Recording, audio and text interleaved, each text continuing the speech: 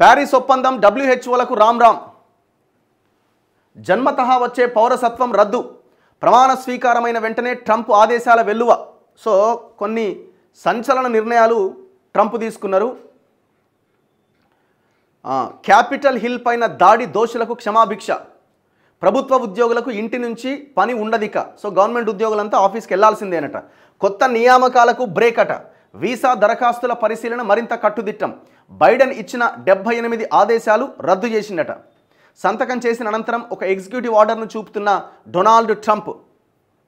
So ఇప్పుడు ఇదేమవుతున్నది, ఈయన తీసుకున్న నిర్ణయాల వల్ల దాదాపు 7,25,000 మంది భారతీయుల్లో వణుకు మొదలైందట. ట్రంప్ ఆంక్షలు అమలైతే తిరుగుముఖమే. జన్మతః వచ్చే పౌరసత్వం రద్దుతో సంకటం. సో అక్కడే పుట్టిన వాళ్ళ జన్మతః వచ్చిన పౌరసత్వం అంటే సో దాన్ని రద్దు చేస్తున్నాయట. అంటే మళ్ళీ అప్లై చేసుకోవాల్సి ఉంటుందా, లేకపోతే ప్రూవ్ చేసుకోవాల్సి ఉంటుందా? అమెరికా 47వ అధ్యక్షుడిగా బాధ్యతలు చేపట్టిన డొనాల్డ్ ట్రంప్ తొలి 2 రోజుల్లోనే విజృంభించారు. డజన్ల కొద్దీ ఎగ్జిక్యూటివ్ ఆర్డర్లు జారీ చేశారు. దీంతో పాటు గత అధ్యక్షుడు జో బైడెన్ ఇచ్చిన 78 ఆదేశాలు కూడా రద్దు చేశారు. ప్యారిస్ ఒప్పందంతో పాటు ప్రపంచ ఆరోగ్య సంస్థ నుంచి వైదొలగడం, ప్రభుత్వ ఉద్యోగుల ఇంటి నుంచి పని విధానాన్ని రద్దు చేయడం, ప్రభుత్వ నియామకాలపై నిషేధం, క్యాపిటల్ హిల్పై దాడి చేసిన వారికి క్షమాభిక్ష పెట్టడం వంటి పలు కీలక ఆదేశాలపైన ట్రంప్ సంతకం చేశారు. వాతావరణ మార్పులపై గతంలో కుదుర్చుకున్న ప్యారిస్ ఒప్పందం నుంచి అమెరికా వైదొలిగింది. ఎన్నికల్లో హామీ ఇచ్చినట్లుగానే అధికారం చేపట్టిన సోమవారమే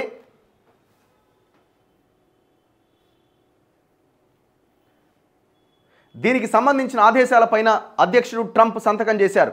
ఏకపక్షంగా ఉన్న ప్యారిస్ ఒప్పందం నుంచి వెంటనే వైదొలుగుతున్నాం. 2017లో కూడా ట్రంప్ ఈ ఒప్పందం నుంచి వైదొలుగుతూ సంతకం చేశారు. అయితే బైడెన్ అధికారంలోకి వచ్చాక దాన్ని రద్దు చేశారు. మళ్ళీ ఇప్పుడు ట్రంప్ దాన్ని పునరుద్ధరించారు. చైనా లాంటి కాలుష్య కారక దేశాల కోసం అమెరికా ప్రజల పన్నుల డబ్బును ఖర్చు చేయడం ఏంటనేది ట్రంప్ వాదన. డబ్ల్యూహెచ్ఓ వరల్డ్ హెల్త్ ఆర్గనైజేషన్ ఉంది కదా, దాని నుంచి కూడా వైదొలుగుతూ కార్యనిర్వాహక ఆదేశంపై ట్రంప్ సంతకం చేశారు. కోవిడ్ సమయంలో ఈ సంస్థ సమర్థంగా వ్యవహరించలేదని ఆయన అప్పట్లోనే ఆరోపించారు. దీనికి అమెరికా $500 మిలియన్ అందిస్తోంది. చైనా కేవలం $39 మిలియన్ ఇస్తోంది అని ఆయన స్పష్టం చేశారు. డబ్ల్యూహెచ్ఓ నుంచి అమెరికా వైదొలిగినా తాము మద్దతు ఇస్తామని చైనా ప్రకటించింది. ఆ సంస్థను మరింత బలోపేతం చేస్తామని మంగళవారం వెల్లడించింది.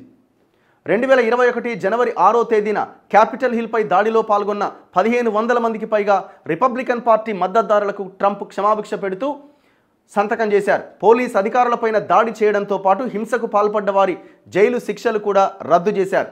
అమెరికా న్యాయ చరిత్రలో అతిపెద్ద దర్యాప్తుగా కొనసాగుతున్న ఈ ఘటనలోని 450 కేసులను డిస్మిస్ చేయాలని అటార్నీ జనరల్లకు సూచించారు.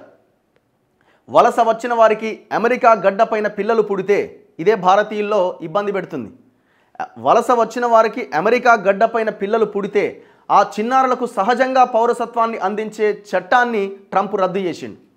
ఇప్పుడు అక్కడే పుట్టిరంటే ఆటోమేటిక్గా వాళ్ళకి సిటిజన్షిప్ వచ్చేస్తుంది. సో ఇప్పుడు దాన్ని రద్దు చేసిండు. అమెరికా రాజ్యాంగంలో 14వ సవరణ ప్రకారం పిల్లలకు ఈ హక్కు సంక్రమిస్తుంది. దీనిపైన ట్రంప్ ఎగ్జిక్యూటివ్ ఆర్డర్ జారీ చేశారు. కెనడా, మెక్సికోలపైన అదనపు సుంకాలు విధించే ఆదేశాలు ఇస్తానని ట్రంప్ ప్రకటించారు. ఫిబ్రవరి 1వ తేదీ నుంచి ఇరు దేశాలపైన 25% అదనపు సుంకాలు అమలవుతాయి.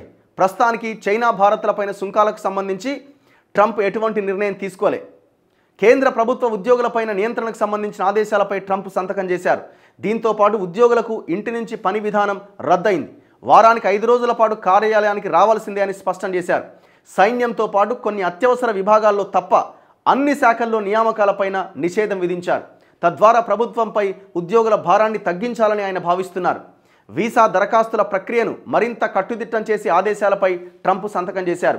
అమెరికాలోకి ఇప్పటికే ప్రవేశించిన వారు కూడా స్థానిక పౌరుల పట్ల, సంస్కృతి పట్ల, ప్రభుత్వం పట్ల, సంస్థల పట్ల, సిద్ధాంతాల పట్ల వ్యతిరేకంగా వ్యవహరించకుండా ముందే గుర్తించాలి అనేది ఈ ఆదేశాల లక్ష్యం.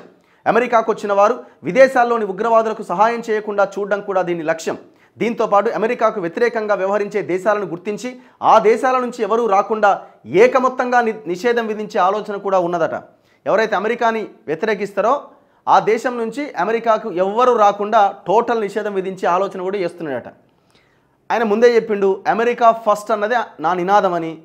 లోకల్ సెంటిమెంట్తోనే ఆయన ఎలక్షన్స్లో గెలవగలిగిండు. సో నిర్ణయాలు కూడా అట్లనే ఉన్నాయి. నిర్ణయాలు కూడా టోటల్గా అట్లనే ఉన్నాయి. ఇక్కడ పాయింట్ ఏంటంటే ఇగో ఇప్పుడు ఎవరైతే అమెరికాకు వెళ్ళి అమెరికాలో పిల్లలు పుడితే వాళ్ళకి అమెరికన్ సిటిజన్షిప్ అనేది ఆటోమేటిక్గా వస్తుంది. అట్లా దాదాపు 7,25,000 మంది భారతీయుల్లో ఈ నిర్ణయం అన్నది ఇబ్బంది కలిగిస్తున్నది. మరి ట్రంప్ ఆంక్షలతో వాళ్ళు వెనక్కి రావాల్సిందేనా? ఇగో మంగళవారం జరగాల్సిన ఇంటర్వ్యూ రద్దయినట్లు సోమవారం అమెరికా నుంచి ఈమెయిల్ రావడంతో మెక్సికో సరిహద్దులో విషాదంలో మునిగిపోయిన హోండూరస్కు చెందిన డెనియా మెండేజ్ ఆమె కుమార్తె సోఫియా అట.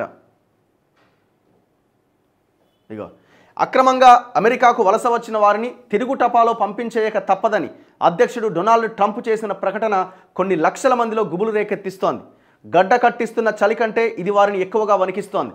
తాత్కాలిక వీసాలపై వచ్చిన వారిది కూడా ఇదే పరిస్థితి.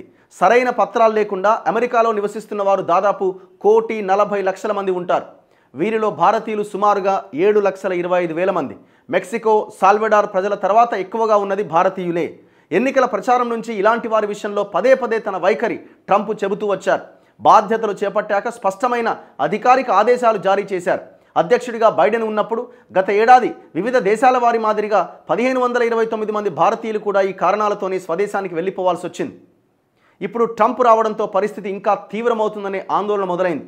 ఒక యాప్ ద్వారా దరఖాస్తు చేసుకొని సరిహద్దులు దాటి అగ్రరాజ్యంలోకి వచ్చేందుకు ఇదివరకు వీలుండేది. కొత్త సర్కార్ దీనికి చెల్లుచీటి రాసింది. అమెరికా గడ్డపై పుట్టిన ఇతర దేశాల వారికి జన్మతహా లభించే పౌరసత్వాన్ని రద్దు చేయాలంటూ ట్రంప్ ఉత్తర్వులు ఇచ్చారు. దీనివల్ల భారతీయులకు ఎక్కువగా ఇబ్బంది. అమెరికా జనాభాలో సుమారు 50 లక్షల మంది అంటే దాదాపు 1.47% మంది భారతీయులే ఉన్నారు. వీరిలో 3వ వంతు మంది అమెరికాలో పుట్టిన వారు ఉన్నారు. మిగతా వారంతా వలసదారులు. తాత్కాలిక వీసా పైన అమెరికా వెళ్ళి గ్రీన్ కార్డు కోసం వేచి చూస్తున్న వారికి పుట్టిన సంతానానికి అమెరికా పౌరసత్వం ఇక లభించదు. పిల్లలకు అమెరికా పౌరసత్వం లభించాలి అన్న ఉద్దేశంతో చాలామంది భారతీయులు కాన్పు సమయానికి అమెరికా వెళ్ళిపోతూ ఉంటారు. సరిగ్గా ఆ టైంకి ఇకపైన దీనికి బ్రేక్ పడబోతున్నది. బిడ్డ తల్లి అమెరికాలో అక్రమంగా ఉంటున్నా, తండ్రి అమెరికా పౌరుడు కానీ చట్టబద్ధ శాశ్వత నివాసి కానీ కాకపోయినా ఆటోమేటిక్గా పౌరసత్వం రాదు.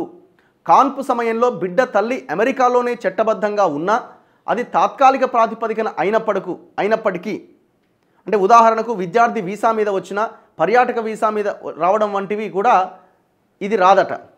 ఏ రకంగా చూసినా అన్న కూర్చోండి ఒక పావు గంట. ఏ రకంగా చూసినా ఇది సాధ్యం కాదు అన్నది చాలా క్లియర్గా మనకు అర్థమవుతున్నది. సో ఇట్లాంటి కీలకమైన నిర్ణయాలు నిన్న ట్రంప్ తీసుకున్నాడు.